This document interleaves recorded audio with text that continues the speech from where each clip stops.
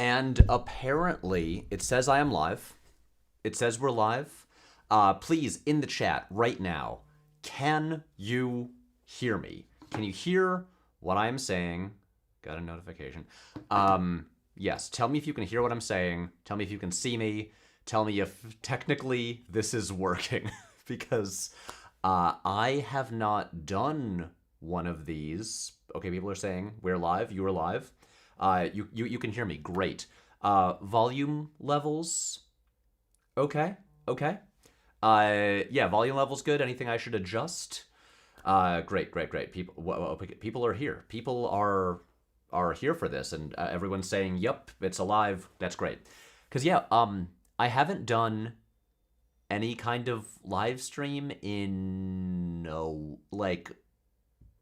a year and a half, a while. It's been quite a while.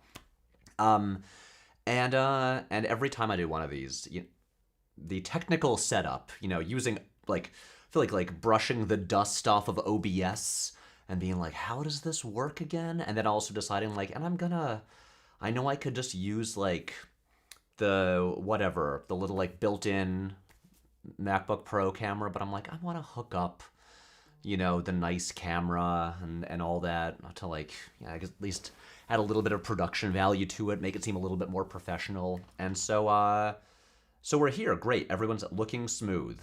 We can observe and hear your existence on the monitors, Patrick.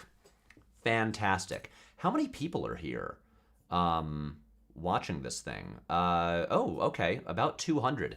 So as people continue to filter in here, I will start to warm us up by talking about why we're here.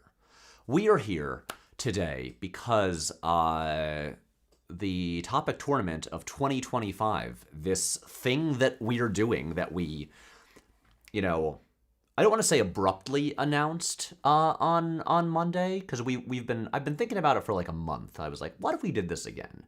And then we've been planning it for a little bit. Mostly Emil, our intern for the fall, and myself talking a lot about this.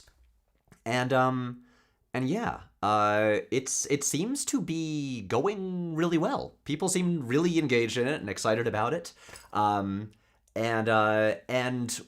when we did this once before in 2023, we did two live streams. We did one basically when the bracket was revealed to just discuss the topics that we had, that we chose, that we whittled down from the massive amount of submissions and why they were chosen. And then we'll do another live stream. I guess I'm locking myself into this right now at the end when we have a winner to talk about how the whole tournament went.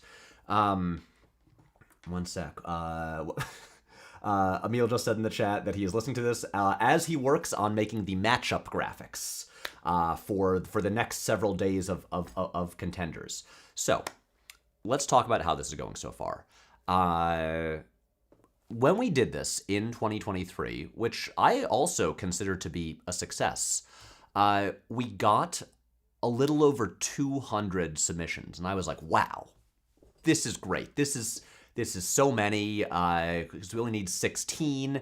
And it was, I mean, I don't want to say it was easy to choose 16 good ones, just there were a lot of good ones, but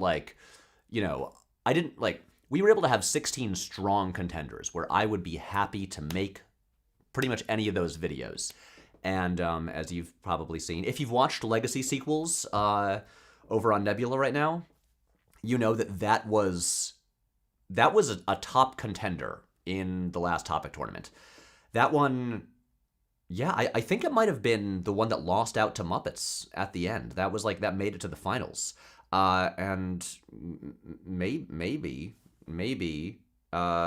another topic that was in the tournament 2 years ago will also be coming up soon. I don't know.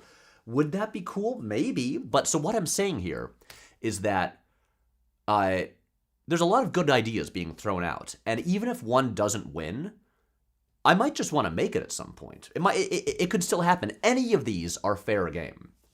And so last time we got a little over 200. This time we got 398 distinct submissions. There were, like, if you look in in the Patreon post where people submit submissions, there's like 500 something comments. A lot of them are like discussions or people like adding to, or just like responding to, other ideas. But yeah, basically 400 submissions, which is a lot. It is a lot.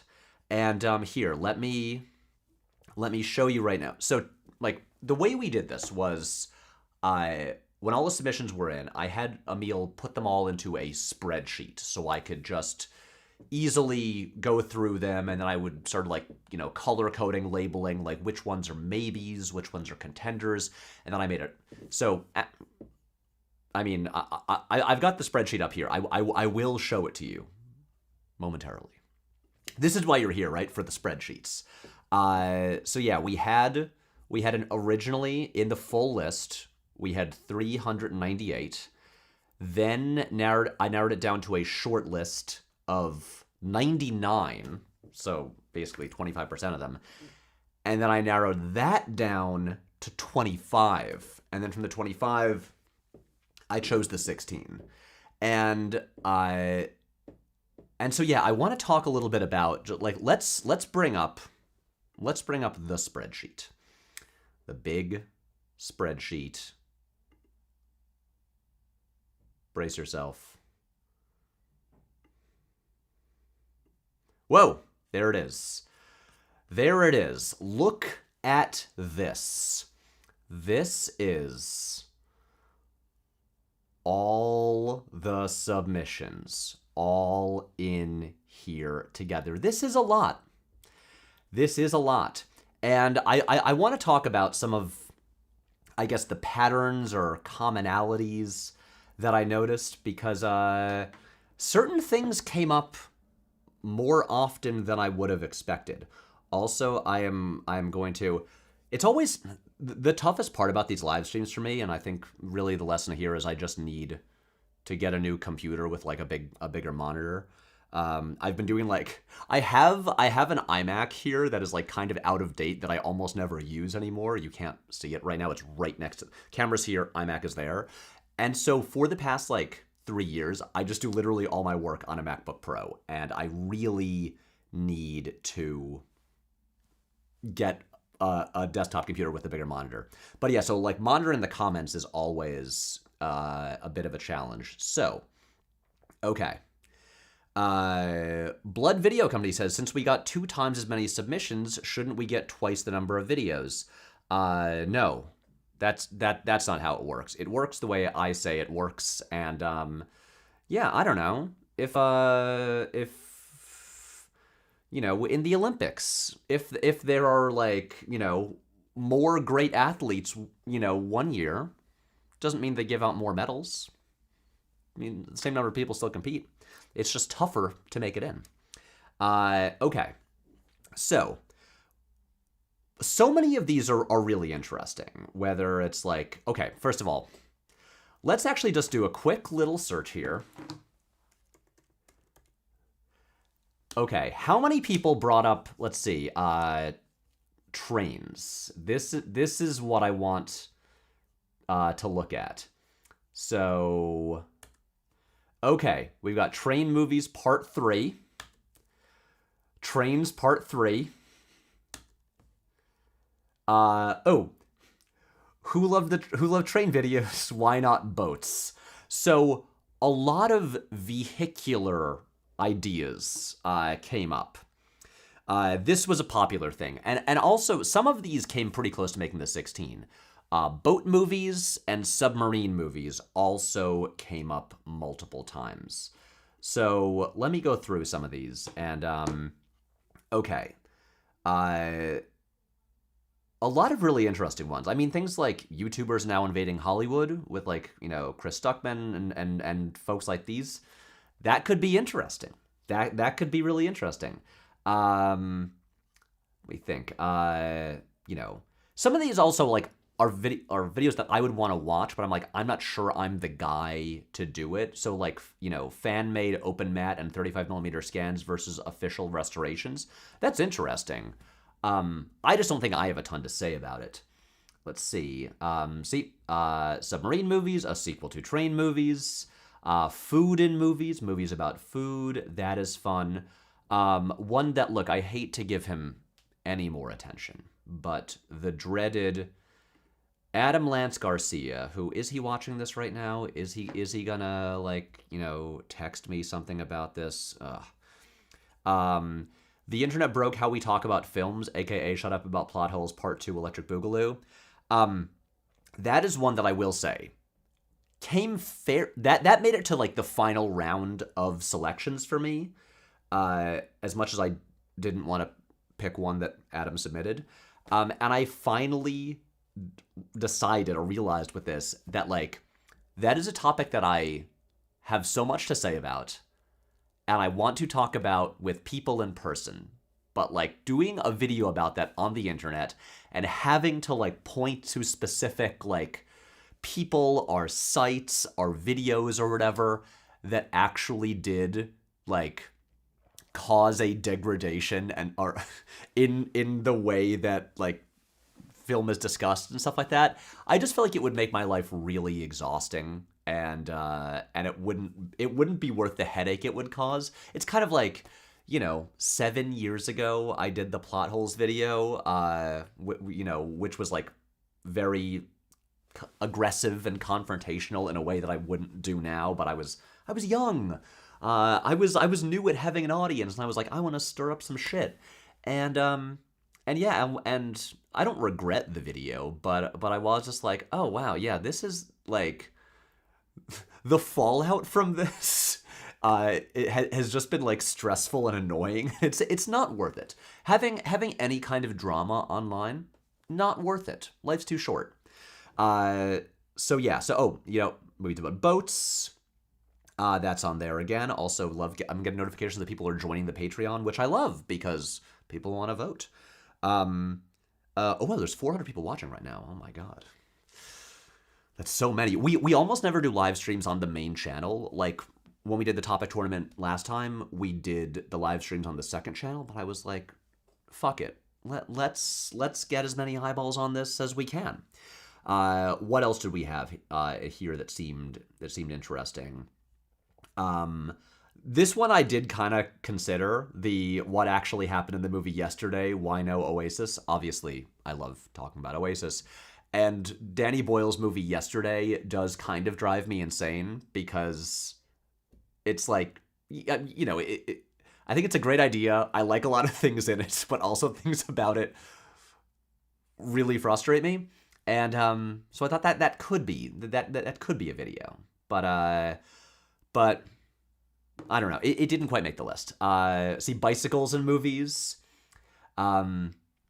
What else do we have here? I love when people bring up dogs in cinema, because for any of you newer viewers, dogs in cinema was one line in an old promo from, like, 2018 for a really old collection of merch that we made, where it was like a package arrives and Matt, like, bursts into my room, and I'm like, Matt, what are you doing? I'm trying to finish a video about dogs in cinema. And that was it. It was one line from, like, 7 years ago, and when people still bring it up, I'm like, those are the real fans. Those are the people who really care, because they're not even quoting, like, a real video. They're quoting a merch promo. Okay. Well, this one seemed interesting. The, does doing your own stunts, dancing, singing really matter? Just think about the way, like, and it's still this way, like, in India, where stars are, like, really trained to do everything. That for, like, musicals and action movies and so many things. And they're, like, they used to have to be, like, really trained and well-rounded to be able to do all this different stuff. And, does that help? Sometimes. Okay, also, like, romance in cinema, the history and recent decline. That's also one that I'm like, I would love to analyze that. But also, it is such an enormous topic. Like, that could be a book. I feel like a lot of the time, if you could write, like, a 300 to 400 page book about it, I'm like, that might be too big for one video that I'm going to have like 3 to 4 weeks to make. Also, multiple people pitched videos about Tron, which is interesting considering that a Tron movie is in theaters right now, not doing well, and people don't seem to care about it. So, yeah, but people want Tron videos. Also, multiple pitches about fantasy films. Saw those before. There were also multiple ones about K-pop Demon Hunters, which makes sense because that movie is such a big deal. And here is a shocking revelation. I'm like the one person on Earth who still has not watched K-pop Demon Hunters. The reason being that it's on Netflix, and so I keep saying I'll get around to it. I will get around to it. I hear it's good. If that were in theaters, I probably would have been there opening weekend. But on Netflix, it's just, there's just so many movies, and it just suddenly it becomes not a priority. I will watch it though. Saturday Night Live movies, also considered that. That could be fun. Oh my god. I can't read all of these. Oh, okay. A lot of anime pitches. A lot of pitches, just varying degrees of anime. As you might have seen, one made it in there. So we've got Neon Genesis Evangelion, which I have watched. Love that show. I've only watched the whole thing through once, and that was I don't know, 5 years ago or so. But I have watched it, and so that's some anime I have seen. This one I thought was fun. Why the World Needed 11 Children of the Corn movies. I have not seen any of the Children of the Corn movies, but yeah, the fact that there are so many is just a funny thing. Why are movies so obsessed with planes? See, more vehicles. The legacy of the train movies, or the train videos, continues. This is one that actually was in the tournament 2 years ago. The cinematic universe of Ernest P. Worrell. I don't know how much of a cinematic universe it is. It isn't just like a franchise, but Ernest. We had Ernest in there last time. Ernest really did not win because I feel like anyone born after the early 90s has no idea who Ernest is. Ernest hasn't his legacy hasn't really continued. It kind of dropped off. R.I.P. Jim Varney, who was great. Let's see what other ones are interesting. So Grant Morrison, the Lady Stardust of comics. This is one Grant Morrison is maybe my favorite comic book writer. I really, really love Grant Morrison. If you haven't read their work, All-Star Superman is an easy, obvious one to start with, but or the superhero stuff like JLA run, New X-Men, Batman. But there's just so much. The Invisibles, Sea Guy, Doom Patrol. Morrison is the best. The reason I didn't put this one on there is just that, an all-encompassing video about the work of Grant Morrison is just it's simply too big a topic. I would have to reread thousands of comics, and I just don't have time. So that is another one that could be a book. Let's see. See, more anime, a complete catalog of anime baseball episodes. That sounds really fun, but also I just am not an anime guy, and I'm I don't think I've ever seen an anime baseball episode. I just know it's a thing. Also, why we need sex in film. That is one that is also interesting. But we that's just death on YouTube. It will just get age restricted, demonetized. That's why on Nebula, Maggie Mae Fish did the series unrated. Broe Deschanel made Taboo on Screen, and both of those series are basically about sex and film, and they did them as Nebula original projects because you can't do them on YouTube. So that is the situation. Also, watch those series. They I don't know what more I have to add that they didn't cover. I loved this one. Movies where characters actually use toothpaste when brushing their teeth. At first when I saw this, I was what? And then I thought about it for a second. I was okay, wait, yeah. A lot of the time when you see characters in movies brushing their teeth, if especially if they're having to like talk to someone like while doing it, yeah, there's not a lot of like, sudsy toothpaste like foaming around their mouth, because they want it, they don't want that to be distracting, and so yeah, they're not really using toothpaste. But then I thought about this and I was like, how do I research this? How do I, like, is there some database of movies with toothbrushing scenes? I don't know. I do not know. It just seemed kind of impossible, and I was like scared, like, oh no, if that wins, how do I do this? But I loved the topic. This one also was fun. How goblins are portrayed in film? Goblins. We don't hear about goblins enough. I liked that. Okay, what else was jumping out at me? Let's see. There's some things like, okay, sometimes I see things like these where, like, David Lynchian as a style of filmmaking. It's just David Lynch has just been covered so much in so many places, and I'm just not like. And so many people are obsessive Lynch fans, and I just have never been. Like, I like him, but he's not like one of my like top guys, and so I'm just not the person to make that. Like, I have nothing new to add there. Let's see. Oh yeah, another K-pop Demon Hunters one, the instant cultural impact of it. Let's see. And then there's see how to revive live action fantasy movies. Once again, people talking about fantasy movies. This was fun. Flatulence in film. What makes fart jokes work? And sometimes there were just ideas that already exist. Like why Wes Anderson movies look the way they do. There was a Thomas Flight video from a handful of years ago called, like, Why Do Wes Anderson Movies Look Like That? That video exists. Go watch it. My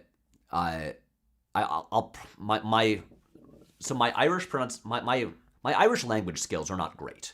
I must confess. I do not speak Gaelic, like, fluently. I have a handful of words, as you would say in Irish, a cúpla focal. And so Scannin na Gaeilge is basically, I believe, like Irish films. Maybe films in Irish are just Irish films. I'm not quite sure. There were a couple pitches that were similar to this about just like Irish cinema, and I did strongly consider those, and then kind of realized, like, there's a lot of Irish movies. That is a very big topic. Although it would be fun to do a video where, like, I don't know, like my mom and I like went to Ireland and discussed Irish cinema. That would be fun. Oh man, I have not looked at the comments in a while.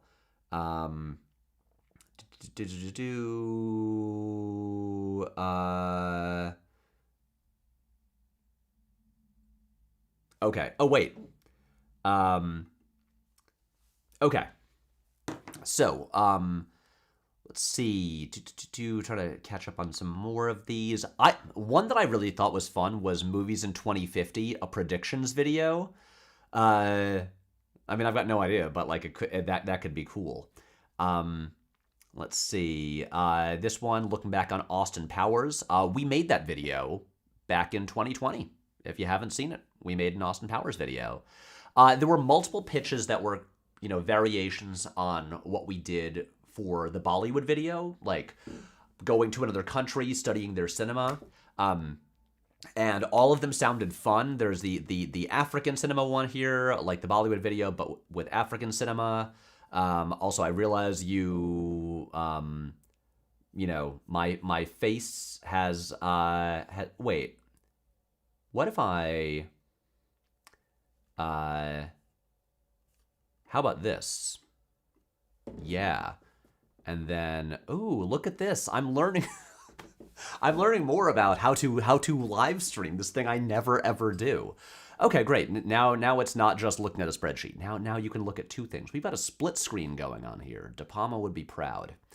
But yeah, there were things like the African cinema one. There was one about South Indian cinema, like Tollywood.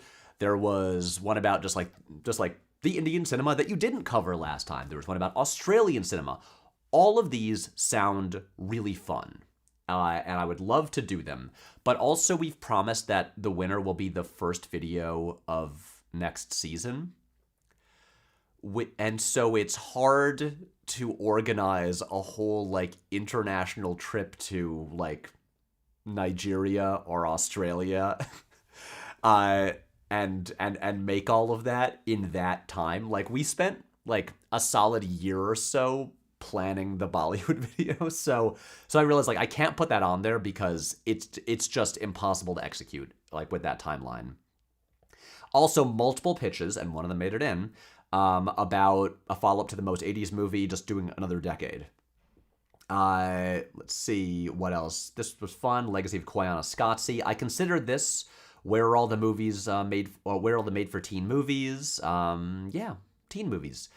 This one, the 1960s teen beach movie craze. The Beach Party movies, that also is a video that already exists. Royal Ocean Film Society made that several years ago. Fun video. Beach Party movies. They're fun. Let's see. What else? There's just so many. See, another David Lynch one. Why the Pirates of the Caribbean trilogy is so great. That is one that the channel Just Right made a few years ago. And so, again, it exists. You can go watch it. Okay. We're not necessarily going to go through every single one of these, but see Indian cinema beyond Bollywood, submarine movies, Jacob Geller crossover. Wouldn't that be fun? I think that would be fun. Yeah, we should do that at some point. Maybe we will. More Godzilla. People really want Godzilla. See, Nigerian cinema. We got a lot of these. Blood and Black Gloves, a Giallo deep dive. That's just a great title. That's just really good. If you haven't seen Blood and Black Lace, good movie. Let's see. Oh my God. Why Oliver Stone is by far the most overrated director? I just don't agree with that. Is he? No, I don't know. But no, I'm not going to make a video where I just fundamentally disagree with the premise. Heist movies. Again, simply too big. People always want me to talk about Denis Villeneuve and Dune. I'm a fan of both. They're covered a lot. I don't really have anything new to add. Deep dive into Korean cinema. Also, it'd be cool to go to Korea. Make that video. Not going to happen right now, but would love to do it.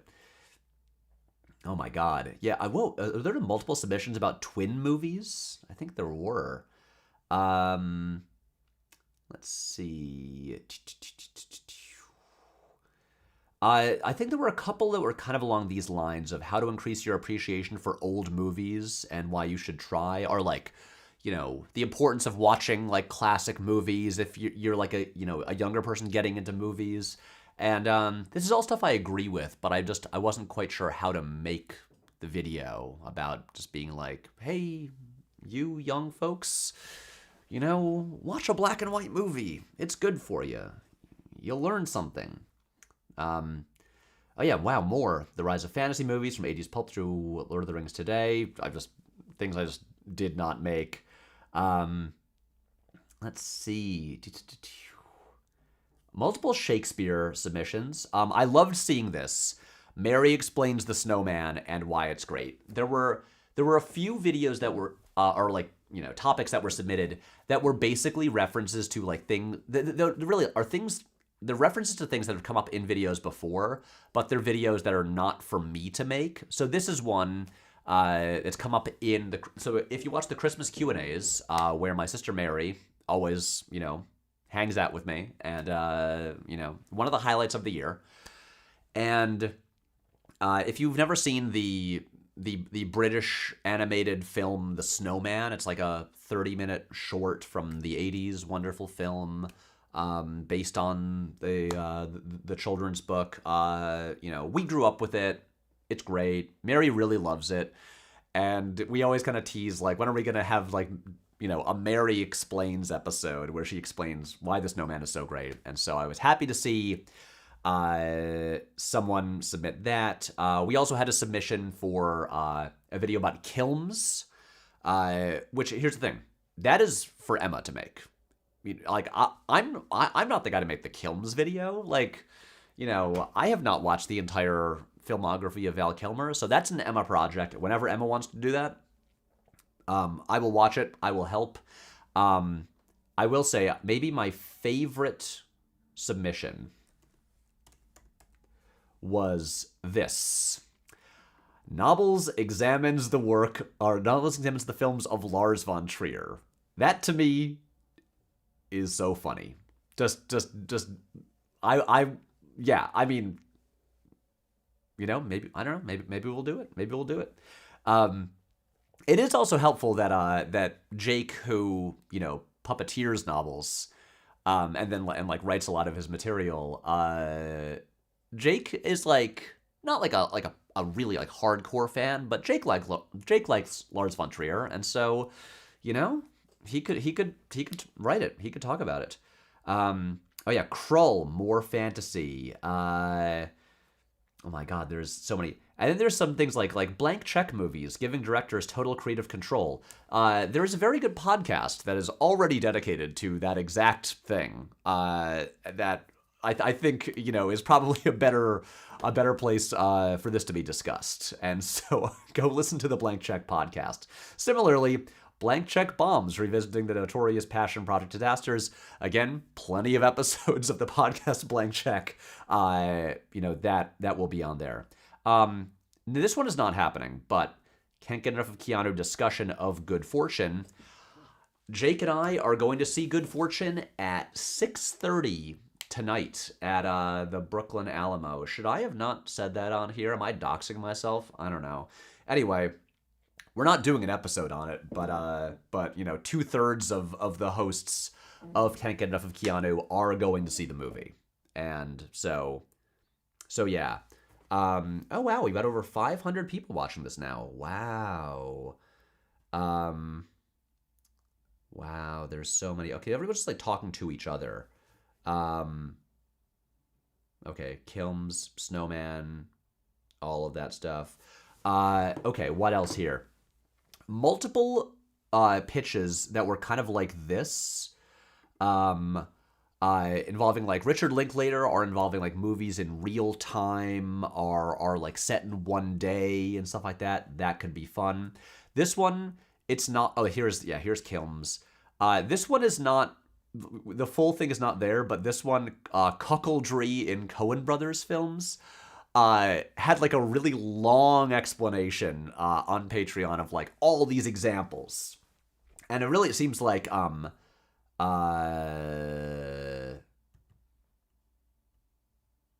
Schreibmaschine Berlin. Sounds like they should just make the video themselves, because it seems like they've got it figured out. Oh my god, there's just so many here. So do you see how hard this is? This one was fun. Best buds in movies. I like that. I thought that was fun.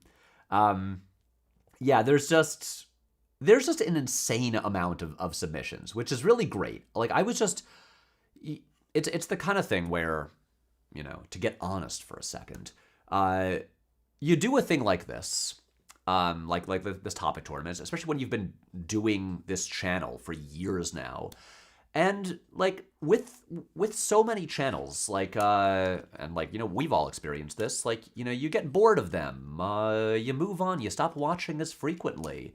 The audience just becomes less engaged. So many people, you just watch the channel's views just start declining over time, because the audience is just oh yeah, I got it. It doesn't have quite the same I don't feel quite the same need to immediately watch the videos as I used to.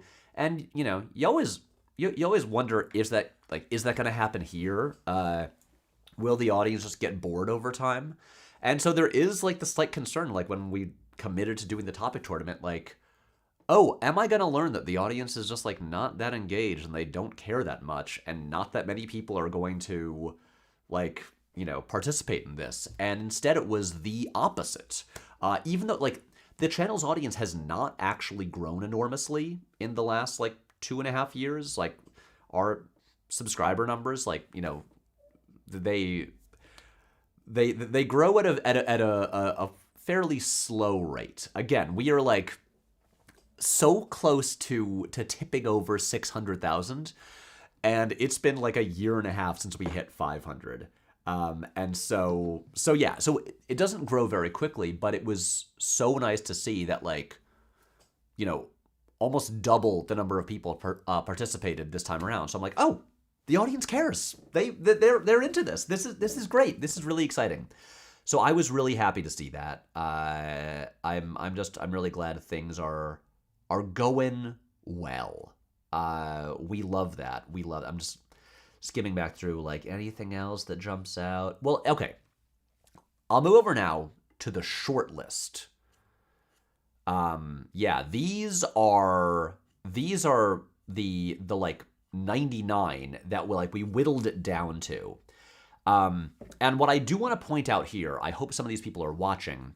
Some of the topics that made the final 16, multiple people submitted basically like almost identical things. So, for instance, in our final 16, we do have legal dramas, not just 90s, but in general, by Tobias Benedict Drager. Sorry for mispronouncing your name, Tobias. But then, for instance, Ian McComish pitched Grisham, Whatever Happened to Legal Thrillers. So we got multiple ones. You know, in our final 16, we've got, where is it? Wigamemnon pitched What is the Most 90s Movie Ever. We also got from Keenan Edwards a follow-up to the Most 80s Movie Made About Any Decade. So similar ones. Oh yeah, also Mr. Mitch 2000 pitched What is the Most 90s Movie Ever. So we got a bunch of those. Yeah, you know, Trains Part 3. We also, one of the contenders from Everett Parrott, Movies About Making Movies, which, you know, he submitted last year as well. We also, from Seth Johnson, got Movies About Making Movies. So we got that multiple times. In our final 16, we got What is the Most New York Movie Ever by Borja Martinez. And then Max pitched NYC and movies are Why is NYC So Stressful? Like movies like After Hours or Uncut Gems. And so that's kind of similar. And so yeah, what else made the short list? Food and movies, that seemed fun. Let's see, what else? Oh yeah, talking about physical media. I do love physical media. The toothpaste one. Leon the Professional and the Case for Cinematic Kids Sidekicks. That could be interesting. Obviously, The Professional, while a good movie, just because of Luc Besson, does, you know, have weird stuff there. So it's almost easier to just like leave him out of the conversation and just talk about like kid sidekicks. Anyway, we're not making that one, but could be fun. Yeah, what else? Why do movie climaxes always happen in the rain? I mean, the simple answer is because it's cool and dramatic. But I just kind of liked the topic. Don Bluth, that could be fun. Ooh, the YRF Spy Universe, blockbuster Indian cinema's adventure into universe building. If you haven't seen any of the Spy Universe movies, the one to really watch is Pathan, starring Shah Rukh Khan, which is a very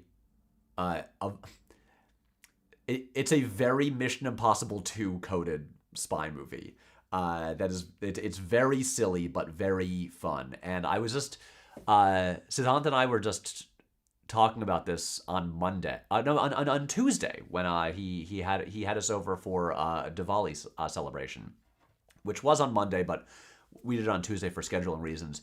But we were telling people about the time that we met Tom Cruise at the Mission Impossible Dead Reckoning premiere, and Siddhant was telling Tom about how Mission Impossible 2 is like so influential on Indian action movies and has been for so long, and he brought up Pathan, and I said, the only sentence that I can remember saying to Tom Cruise, which is I think one of the weirdest sentences considering the context I've ever said, which was I said to Tom, you gotta see Pathan,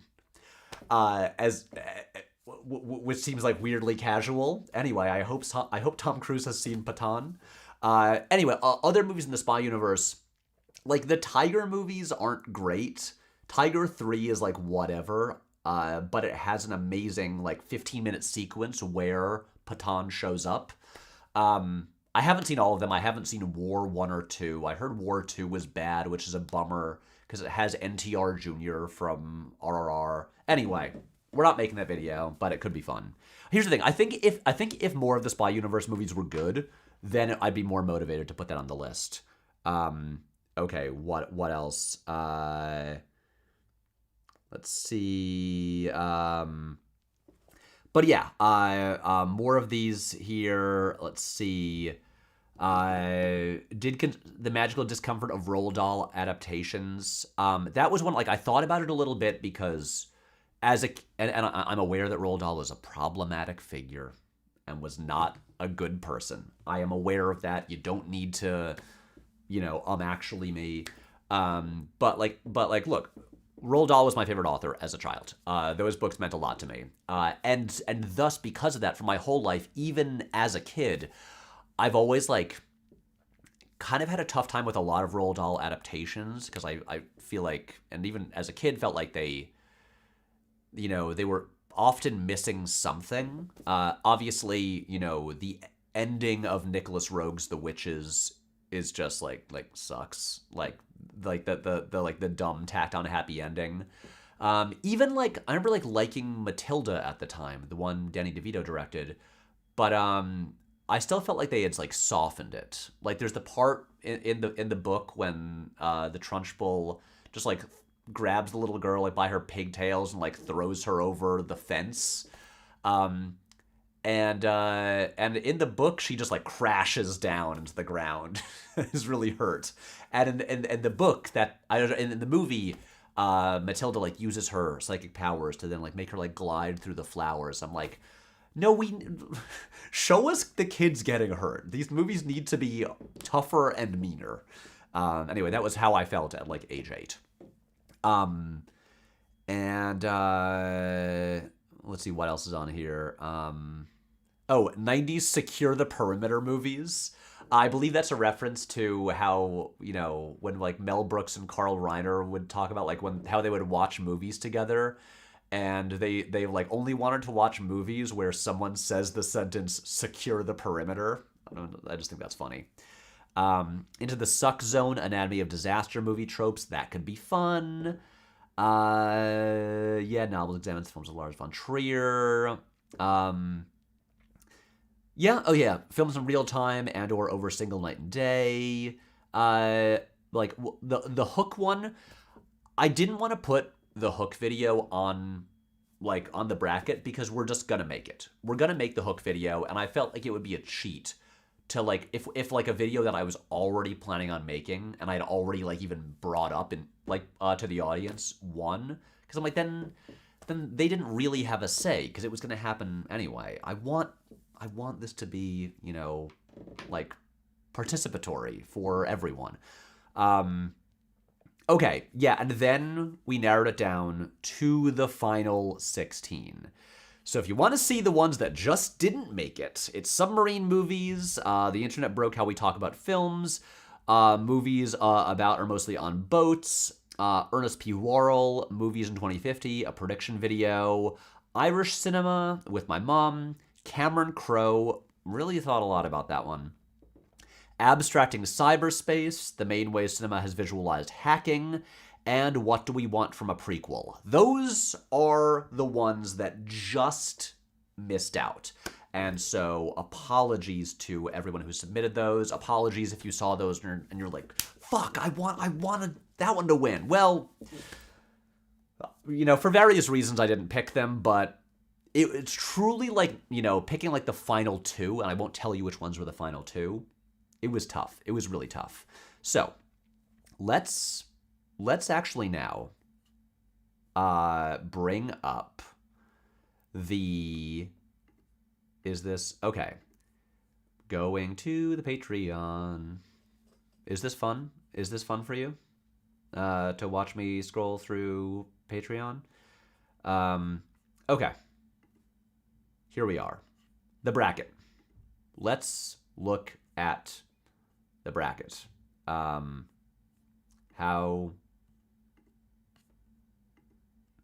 Okay.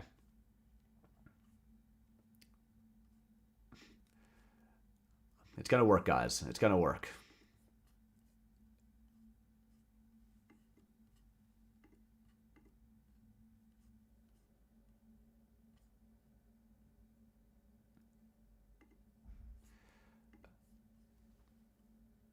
Oh, wait. I know what to do. Okay, here we go. So, our first matchup, which you can vote on right now, if you haven't voted already, then what are you doing? Is Godzilla versus the music video director's pipeline. Yes. And so really, let me bring up the full name of the topic. I want to get this right.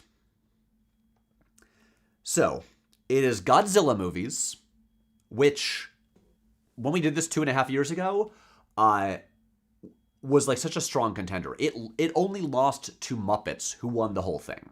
Godzilla, like when we seeded this yesterday, Emil and I worked on seeding it. And seeding this is tough because it's really just a matter of predicting what we think people will like want to vote for the most, which is so subjective.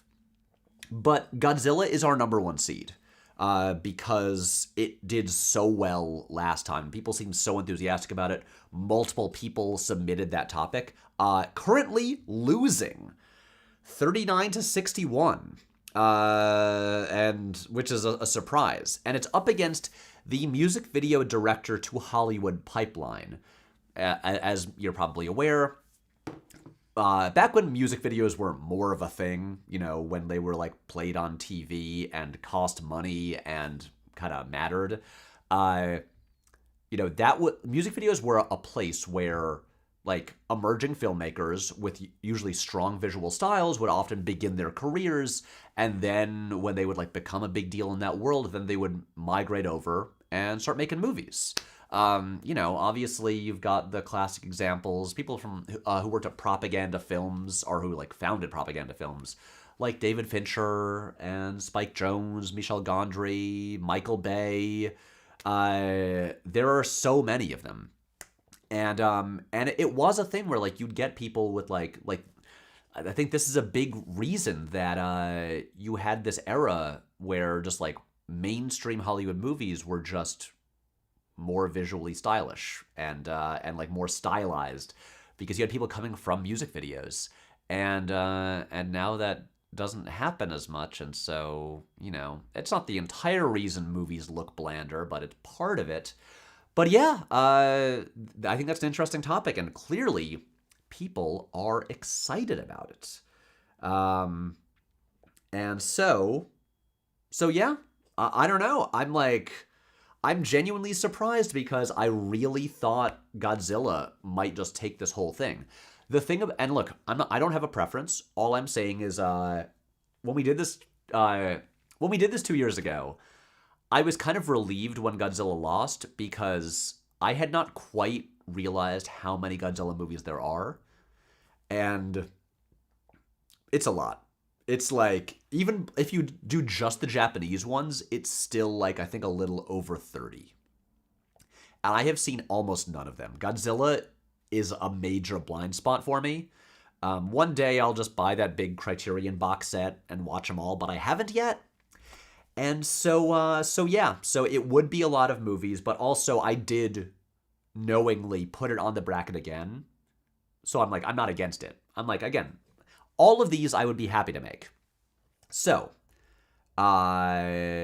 now let's, okay, wait. Watch this. Watch this. And now, oh my God, look at that. Look at that split screen. We're just jumping around. Great, it's working. Okay,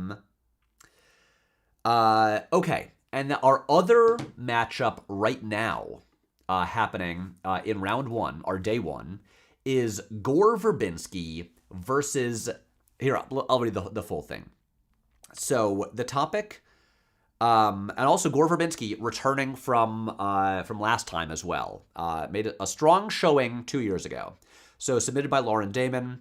Gore Verbinski's finally got a new movie coming. Cover him. I mean, I think it's coming out early next year, but it's Gore Verbinski's first movie in 10 years. For a guy who has made giant era-defining blockbusters, also era-defining horror movie, and won an Oscar for Best Animated Film, that's a guy who really should just get to make more movies.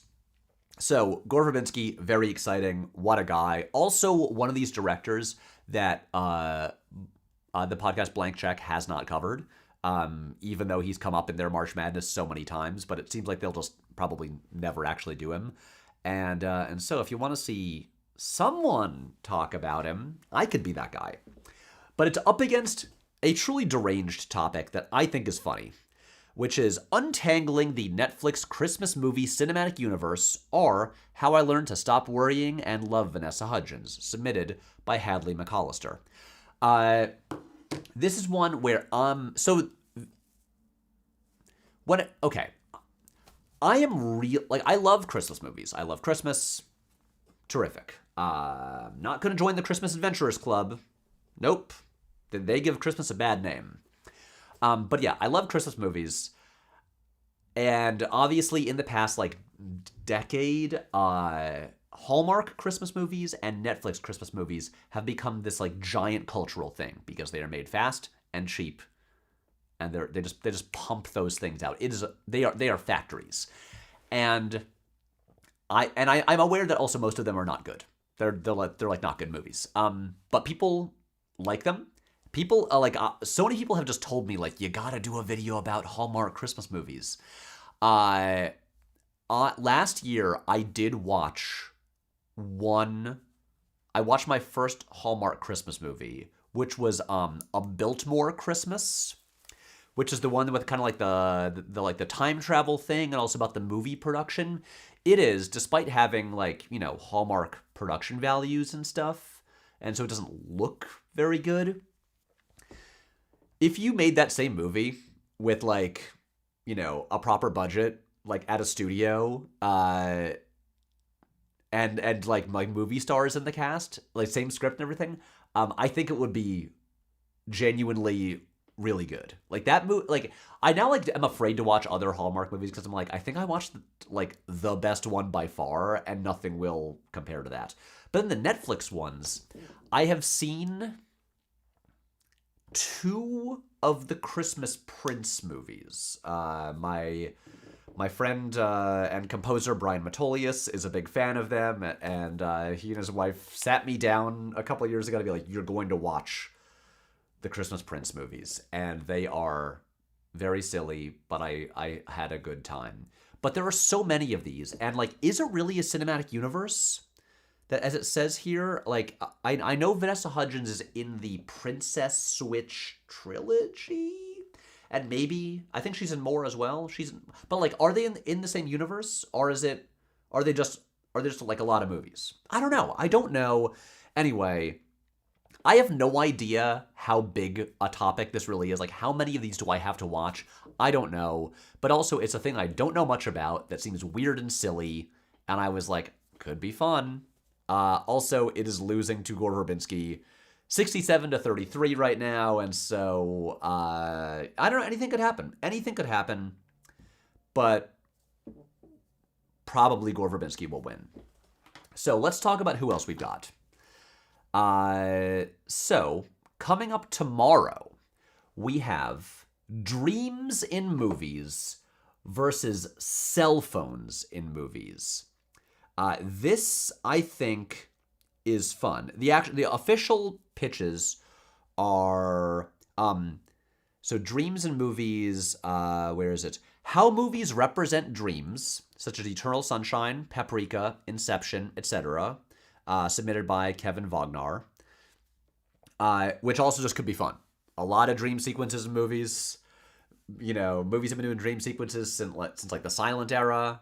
Just, you've got like super abstract ones. You've got super literal ones like Inception. You've got like Vertigo, which with Jimmy Stewart's head floating with like lines and stuff shooting by. A lot to get into there. That could be really fun. And it's up against Peter Smith's submission for visualizing text messages or directors avoiding modern settings and phones. I just accidentally threw, you can't see it, I threw my pen across the floor. I'm going to grab it. I'm back. Yeah, this could just be really interesting because it's been pointed out how so many major directors, whether it's like Wes Anderson or Steven Spielberg or like Martin Scorsese, have just been making period pieces for years, and it seems like they just like don't want to deal with like having to like they don't want to deal with like cell phones and how they are like a part of the story in people's lives because they're like kind of uncinematic. Because they're like little tiny screens that people just like hunch over and look at. And, but then it's like, but they can be compelling. I mean, look, Paul Thomas Anderson, one of those filmmakers who also avoided movies with phones. And then he made one this year. And it's the best. Even if in one battle after another, a cell phone is a plot point where someone shouldn't have a phone and then does, and they destroy it. So, anyway, that could be really cool. And now we're going to once again, brace yourself, go across. And, wait, and then, yeah, okay, great, it's working, guys, it's working. I know what I'm doing. So, yeah, and then tomorrow we also have legal dramas versus night scenes. These are simply legal dramas, as submitted by Tobias, who I mentioned that earlier, and it's up against Robert Dennis's pitch for Picturing Darkness: The History of Shooting Night Scenes. I'm gonna be honest with you guys. One of the reasons the reason I picked the night scenes one is that this is a topic that I have just been planning on making for a while. I thought I was going to make it this year. Just about like the evolution of how night scenes are done and visualized, whether they're like, if you watch a night scene in a movie from like the 60s and you watch one now, they look very different, and like the whole aesthetic approach to it is different. It's technically executed very differently. I was already going to make it. That said, legal dramas, we had it on the bracket 2 years ago. I wanted to make it then as well, so I'm like, I would be happy to make either one of these. Okay. Then we've got most 90s movie, which I think you understand. We did the 80s one. The most 80s movie video is still the longest like regular video we've ever made. It took so long to make. It was such a massive undertaking. I always wanted to do other decades as well. It's just that the 80s one was so complex that I was just like, okay, this is like bigger than I realized. So that's why I haven't done another one yet. That said, now that I know what I'm getting into, especially for like the season premiere, could be fun. We could take extra time to prepare for it, so it's on the list. This submitted by Wigamemnon, and it is up against the submission. The title is Why I'm a Style Boys for Life by Justin Shulick. This is, if you do not know who the Style Boys are, then you clearly have not seen the movie Pop Star Never Stop Never Stopping. Maybe the best comedy of the last decade of the 2010s. Obviously, the Lonely Island movie. It is a masterpiece. I love it so much. The Style Boys are, the group that Connor for Real was in before he went solo, along with Kid Contact and Kid Brain. Anyway, I love Popstar. I'm a Style Boy for life. I do own the Style Boys sweatshirt. I think I wore it in the Needle Drops video from like 2021. Anyway, love Popstar. Would love to make a video on it. Both of these very fun. Let's see. Jumping over again. Whoa. Okay, and then here I am again. Okay, and then that same day, we've got, honestly, another topic idea that I already had myself that I was thinking I might make this at some point. And then someone submitted it, so I was like, we got to do it. Or we got to put it on the list. Submitted by Matthew. The decline of the theatrical comedy. As in basically, they stopped making comedy movies over the last, 10, 15 years. You know how there used to be a lot, and they were successful, and we liked that? And now when like The Naked Gun came out, we're all like, please do well, because the entire comedy genre is riding on this movie. That there's that, and it is up against. I really loved this topic. I could talk about this forever. Submitted by Laura Phenomenon. It's a Laura Phenomenon. Big Willie style, the lost art of movie tie-in songs. This is everything from the Saturday Night Fever soundtrack to, go back to like Mrs. Robinson, but then you got the 80s is where it really explodes. Danger Zone, Take My Breath Away, What a Feeling, Maniac, up through, look, Bat Dance by Prince. This is a print by Erica Henderson of Prince from the Bat Dance video. Prince did the whole soundtrack for Batman. Then obviously, you've got like Men in Black. Will Smith doing Men in Black, Wild Wild West. It's the whole thing of like making a song for the movie. It's just like, I loved it. I knew it was like driven by like cynical corporate synergy, but it was still just like a fun tradition. And now you occasionally like they just announced that like, like Miley Cyrus has done a song for Avatar 3. And I'm like, okay, cool. Yeah, like I'm glad they're doing that, but like it'll play in the end credits and that'll be that. But like, is there going to be a music video where Miley Cyrus is like, dancing with Na'vi? Probably not. There should be. Anyway, I love that topic. I would love to make that video. Okay, and then day 4, our contenders are, we got an anime one in there, submitted by Michael Loicono. Sorry if I mispronounced. Sorry if I mispronounced that. Patrick Gets Into Gundam, which is, I just think, a funny topic. Here's what I'll say. When I was in middle school, I was a regular Toonami viewer, and I had a real Gundam Wing era. I even owned 2 model kits of Gundam Wing Gundams. I think I had Death Scythe and Heavy Arms? Was that what it was called? I don't know. I haven't watched Gundam Wing since I was like 13 or 14. But I had an era of like when I was into one Gundam show, and I'm like, I don't know. I could get into more Gundam. There's a lot of Gundam. I don't have to watch all of it. That could be fun. Who knows what it'll be? I'll just get into it. And it is up against a great submission titled The Rob Reiner Songs, 1984 to 1992, Underrated Genius or Beginner's Luck from Jonas Halley. So this is also one that I've kind of thought about before, which is, as you might be aware, the filmmaker Rob Reiner, well, filmmaker and actor sometimes, because he plays Marty DeBurgi in This Is Spinal Tap, which he directed.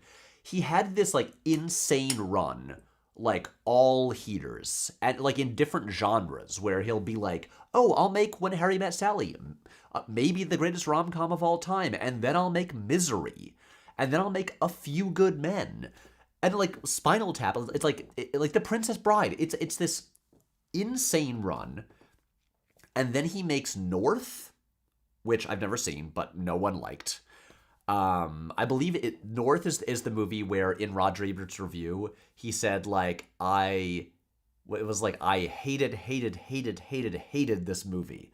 So North was bad.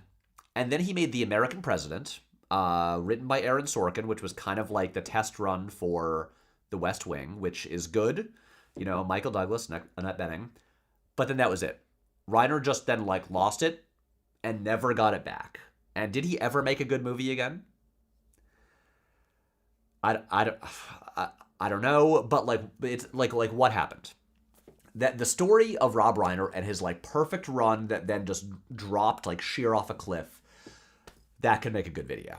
And so, yeah, and then the other matchup on the final day, here we go, is two ideas that were there in the tournament 2 years ago.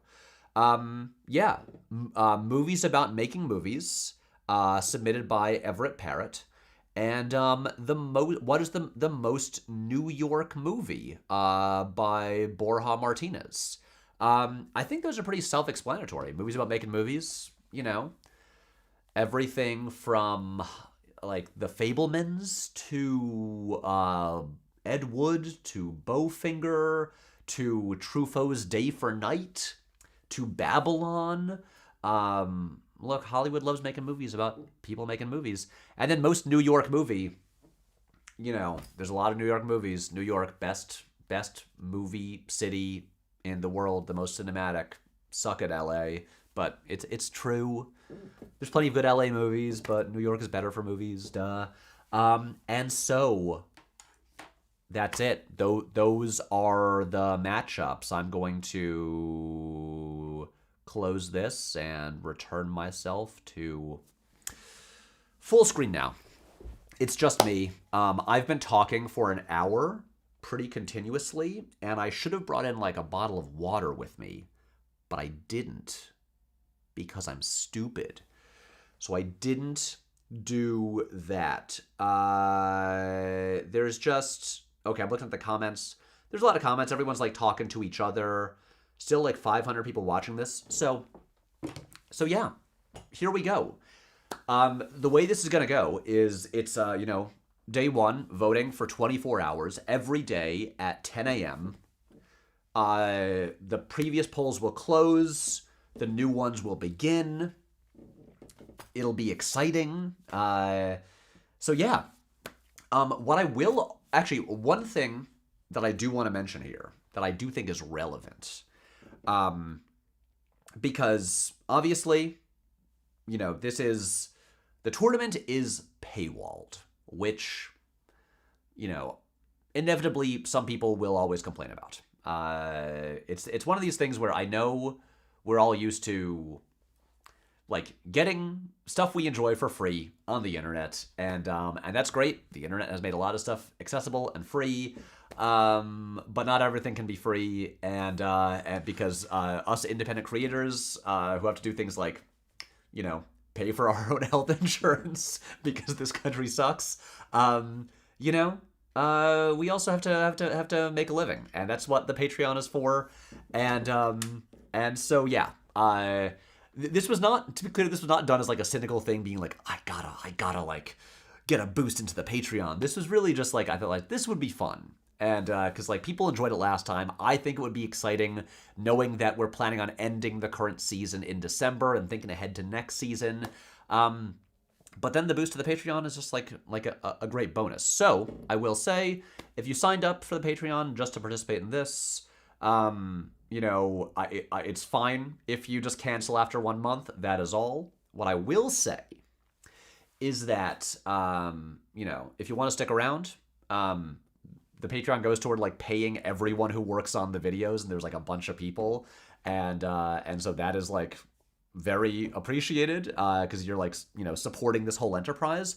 But so Patreon used to have this great system that they stupidly got rid of called goals, where you could have goals on there where it's like, oh, when we reach like this number of patrons, we'll like make this video. And people would see it right on the front page and it would like motivate them. It was like a crowdfunding thing. It was great. That was how we like made the Zack Snyder video back in the day. That was how we did the whole thing with like the giant case of Coppola wine. That was a Patreon goal. And people were motivated to like sign up because like they wanted it to happen. And a lot of like the goals that we would have would be like, oh, videos that we can only make if enough people sign up because like they'll be expensive to make and like this is how we can afford it.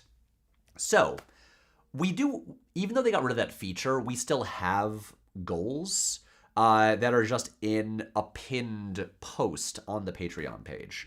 And so what I do want to point out is the next goal on the Patreon, we are now quite close to. Like, closer than we have been in years. We currently have, okay, on the Patreon, we currently have 1,294 paid patrons. So, basically 1,300.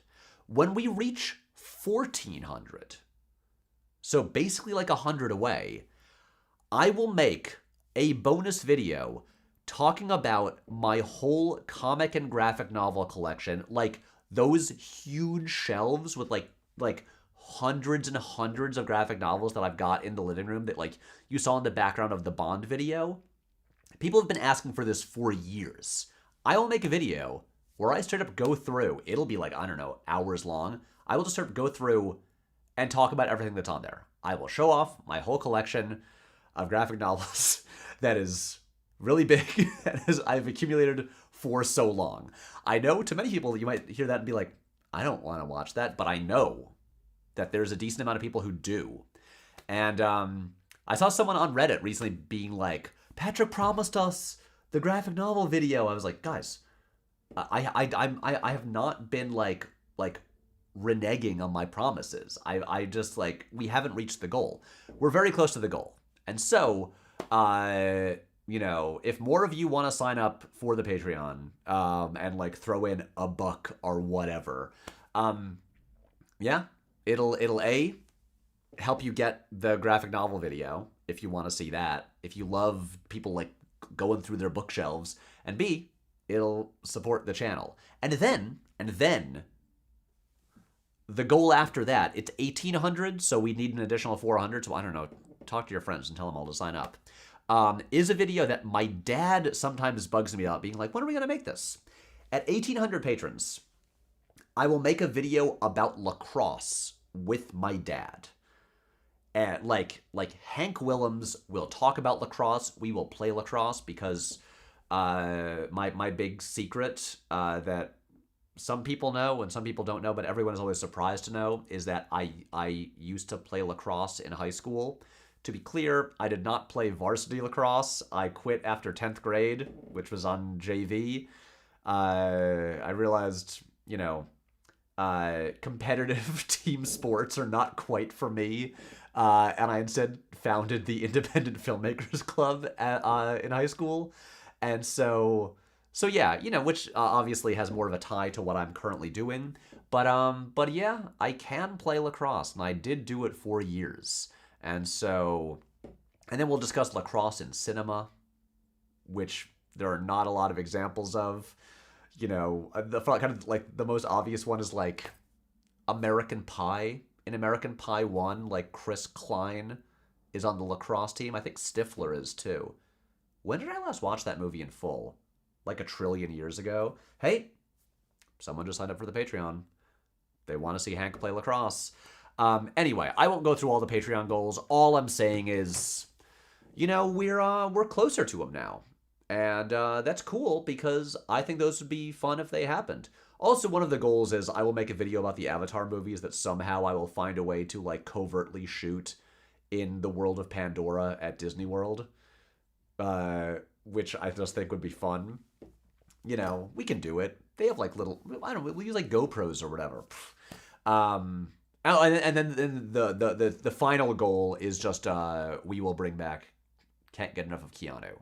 But we literally need thousands of people to make that happen. Anyway, I will stop talking about the Patreon and stop like shilling, because that's not what you're here for. You came here to hear about the topic tournament and another patron. Wow, look at that. You came here to hear about the topic tournament, and you did. You did. Yeah, that's I think we kind of covered everything. This is it. Go vote. Go vote. Every vote counts. If you're in line, stay in line. Yeah, no, don't stop the count. Keep the count going. What am I even doing now? I gotta have lunch and have some water. Okay, guys. Wait. Before I go, let me just check the comments. Any final questions? Anything important to address? Like before I get out of here, what are people saying here? DJ Storm again, thank you for doing this, Patrick. My pleasure. Thank you. For participating. Lauren Damon says, if you're in NYC, vote early for real though. Yes. If you're in New York, vote early. Obviously, vote for Zoran. He's gonna win, but we want him to win. Yeah. Not to get all political now. What else is happening? Stephen Ford, Mask of the Phantasm spotted, goated. Yup, there we go. I don't have a lot of like action figures. I don't let myself buy them. Those were actually like gifts from my sister from years ago. But yeah, we got Phantasm. We got the Lego 89 Batmobile. We got the Lego big fold out Batman Returns Batcave. What else is on the shelves? I don't know. Stuff. Look, you're not here to talk about my shelves. Okay, wait. Matthew Boudreau says, how many Patreon supporters before you have a Ryan Gosling interview episode? I'll do it now. How do I get Ryan Gosling to be in a video? Like, I don't know. Do we need to like hire a producer who like knows how to reach people? Okay, wait. So, Ari Emanuel. What? I don't know. Vote early, vote often. Is there a possibility of having another channel where you talk about comics? Probably not, because, well, I mean, here's the thing. I have a second channel already. Any extra stuff will probably go there. I just don't have time to make other videos. That's all it is. Like, I don't have time to do a podcast unless I'm, like, getting paid for it, which I never was, which is why I stopped doing podcasts. This is just the thing. It's just like, I have so little time because these videos take up so much time. And yeah, I don't know, unless I just did like an unscripted thing where I'm just like, I don't know, here's what comics I read this week. By the way, I mean, I'm like behind on comics. I'm catching up on stuff. Issue 2 of Batman, the new Matt Fraction, Jorge Jimenez run. We're only 2 issues in, and so it might be too early to say, but this could be an all-timer run. Issue 2 is so good, and the page where like Batman is injured and like Robin gets in the driver's seat in the Batmobile, and also there's like flashbacks in it to like Bruce teaching Tim how to like drive stick shift, and Tim is like, how many gears are there? And Bruce is like, there's 13, and explaining how there's a secret gear and there's 3 quantum gears for like spatiotemporal crisis events. It's the best. Anyway, read comics. The new Batman series, there's 2 issues out. It's really good so far, so read that. Let's see. Hey, Patrick, did you ever find a place for the Mission Impossible Dead Reckoning poster? No, because that poster is like 7 feet tall. That is truly a poster where I'm like, I need an office to put that in, and I am not making enough to afford an office. One day, I don't know, join the Patreon. Then I can get an office and hang up a poster. That's the real reason. Let's see. So wait, catching up on more of these. Let's see. One sec. Uh, Patrick, what is your favorite cheese? Okay, my favorite cheese. I can't remember what it's called. It is the company Jasper Hill Farms, which is in Vermont. They have this one cheese that's like it comes like it's like circular. It's got like some kind of like is it like kind of like tree bark wrapped around like the rind or whatever. It's really kind of like it's kind of like a brie-esque cheese. It's like very kind of like creamy. That's my favorite cheese. Harbison? Is it Harbison? I think that might be it. That's my favorite cheese. Um. Jack Doyle says, "What was the rationale between shortlist and finals?" That was truly just me going like just like step by step, like narrowing it down, being like just cutting it down, then cutting it down some more, and it's just truly like I've got to keep like making the list smaller because it's just like when you're scrolling through hundreds of these, it just gets too big, and so I would just like select some favorites, put them in a new sheet, select the favorites, put them in a new sheet until we had the final.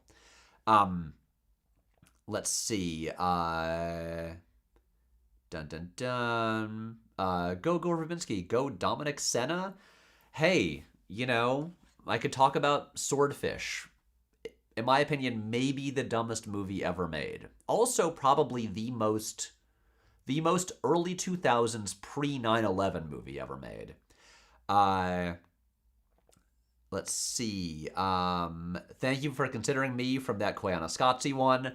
I mean, I love Koyaanisqatsi. I do, and seeing its influence in everything from like, Zack Snyder's Watchmen to like the music video for Ray of Light by Madonna. It's like Koyaanisqatsi has a legacy. Have you been reading the Absolute line of Batman, and if so, what are your thoughts? I am reading all of DC's Absolute comics right now. The Absolute books are like the line is really good. Absolute Batman is like maybe my favorite ongoing series right now. It's so good. But also like Martian Manhunter is really excellent. Javier Rodriguez's art is like I think that's maybe the best art in any comic coming out right now. Wonder Woman great, Superman great. Yeah, I'm really into the Absolute books. Let's see, what else do we have here? Any chance for David Chen doing live vids with you again? I don't really, well, the ones I did with David Chen, they would be like kind of a talk back about each regular video, and then the Patrick Replies videos kind of replaced those. So that's really it. It's like I love David Chen. I love doing the Andor podcast with him again this year. Always down to like work with him on something or talk about stuff. But yeah, it's just that like I don't know if there's really a place for that in the channel right now. But I don't know. We'll see. Anything could happen. Unscripted stuff would be great. Yeah, like this. Don't you love hearing me when I'm it's like not eloquent and I'm just like stammering and saying stupid things? Okay. Let's see. Have you seen the Absolute Joker comic? I don't think there's Absolute Joker comic. I think it's just a design of Absolute Joker as he will appear in Batman later. But we already saw a glimpse of the Joker, like, in, like, maybe the first issue. So he's not always going to be a giant, like, mutant monster thing. I think that's, like, when he, like, maybe has, like, taken, like, Venom or something like that. Anyway, I don't know. I think Joker will kind of, like, change forms in Absolute Batman. I'm very curious to see how it'll be. Let's see. If you did make the co-director video, who would be your choice of collab? Wait, which one was that? Make a video that I would co-direct with someone? Another YouTuber? I don't know. Probably someone who I'm... That's too tough a question. Like off the top of my head, because co-directing seems tough. It's not really a thing that I have like much of a desire to do. Oh, Samantha's here. Timeless Tony Storm video where she fits into Golden Age Hollywood. Look, we gotta just like, again, I don't really follow wrestling, but every so often, Siddhant takes me to an AEW show. Like, we're going to one next month. And Timeless Tony Storm, she's my girl. I would love to have her as a guest in a video. I don't know what she'd do, but I just want to talk to her because she's cool. Let's see. Do we have an update on Dave's acquisition of Chloe's musical? Great question. We have not touched on a lot of the lore in the channel for a while, but you know what? Season finale is coming. Maybe we will there. Okay, wow, there's a lot of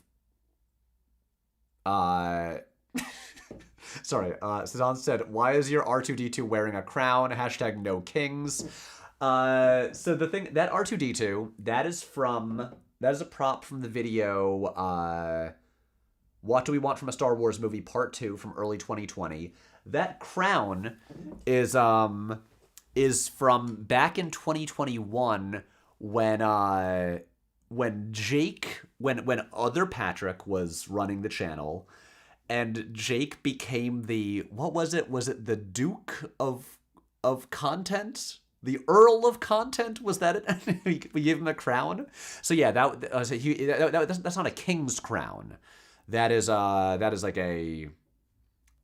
Was it the Earl of Content? Oh my God! Someone who's more up on our lore. You tell me. I can't remember. Will Patrick Explains come back?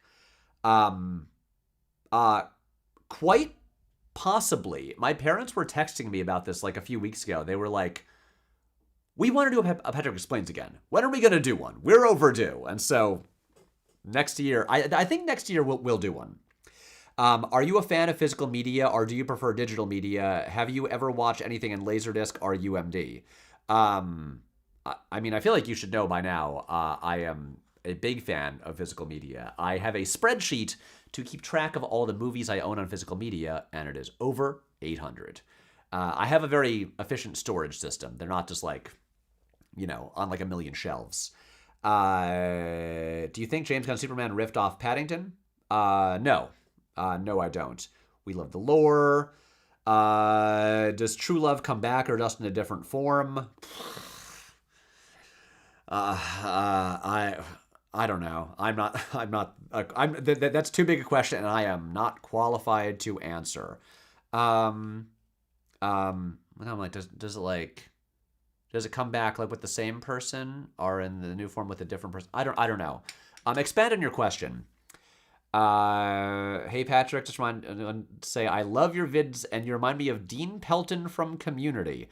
I don't know how to feel about that as much as I like the character.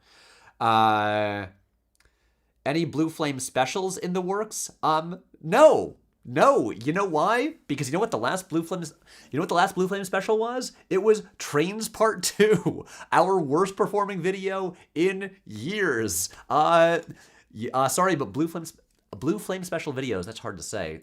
They don't do well. Let's see.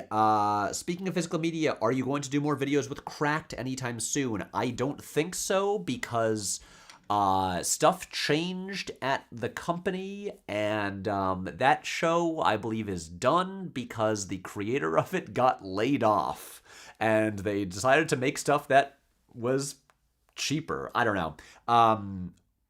I'd be happy to talk to them, but I don't. Currently, nothing in the works with Cracked. Oh my God.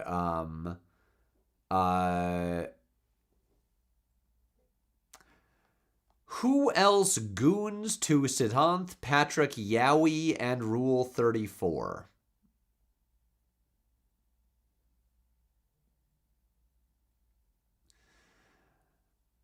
I don't know what to say to this. Oh, hey, Wiley Todd says, thanks for the Color of Money reference in your recent video. It's my favorite. It's my favorite money. Favorite movie? Either way, you're very welcome. Glad you enjoyed it. Okay. I think it's time to go. Now that we have the strangest of all questions, comments. Anyway, thank you all for tuning in. You're all lovely. Go vote in the topic tournament. Help us reach Patreon goals, but more importantly, pick a good winner. I'm honestly shocked Godzilla is losing so bad. Did not see that coming, but look, that means that this is going to be exciting. We don't know what's going to happen. Godzilla's not just going to like sweep through here and rampage through as if this is Tokyo. Okay, I think I got to end it there because I've been talking for a long time. So once again, thanks. And we'll do a live stream at the end. That's all. Bye.